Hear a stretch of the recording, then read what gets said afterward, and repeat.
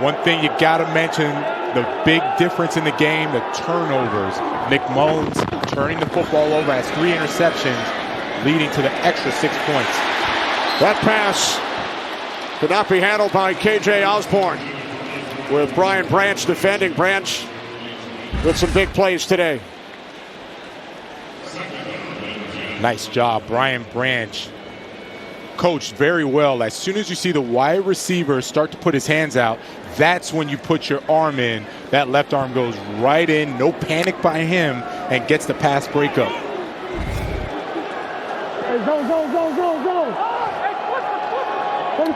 Second and 10 for Nick Mullins and the Vikings. Justin Jefferson's at the top. You know they're going to double him, so which receiver is going to be able to come open?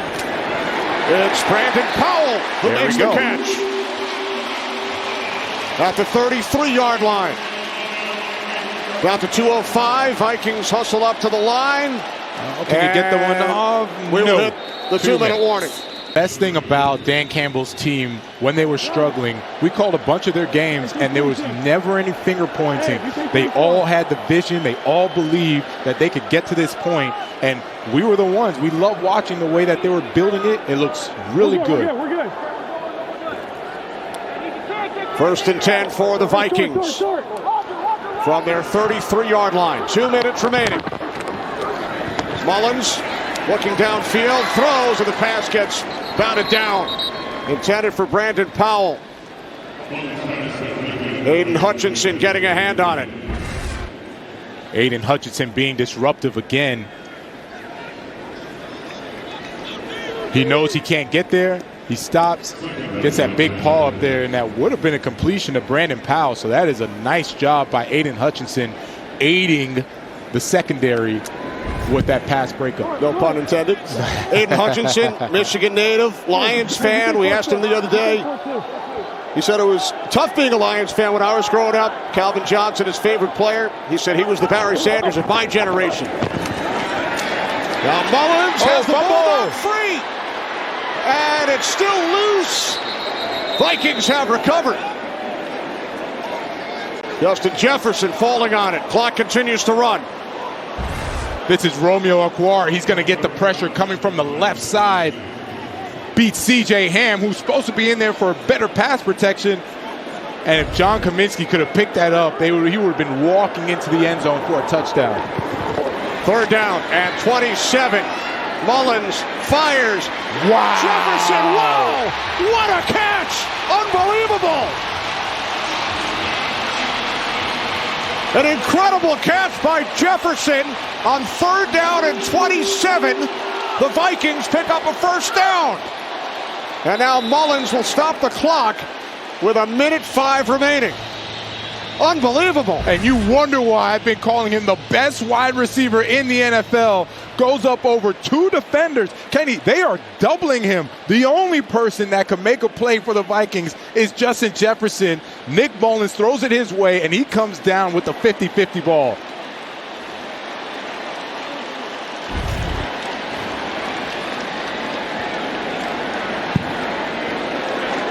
That's Mullins' 10th completion of at least 20 yards, and most of them have gone to Jefferson. Play clock down to 2. Second and 10 following the spike. Mullins to the outside. It's Powell. Brandon Powell takes it all the way to the Lions' 30-yard line. 26-yard connection. He gets a ton of separation from Brian Branch. Brandon Powell is so quick, so if you can continue to have time for Nick Mullins to find that one-on-one matchup on those outbreaking routes, he's going to find the guy they're going to connect and going to get a big completion. You know, I'm just thinking back, how close was John Kaminsky from picking up that That's why I said it. You're right. A moment ago. You're right. Mullins over 400 yards today. From the 30 on first down. Mullins steps up. He throws. It is picked off. Melifonwu with the exclamation point for the Detroit Lions today, as he comes up with the interception in the final minute.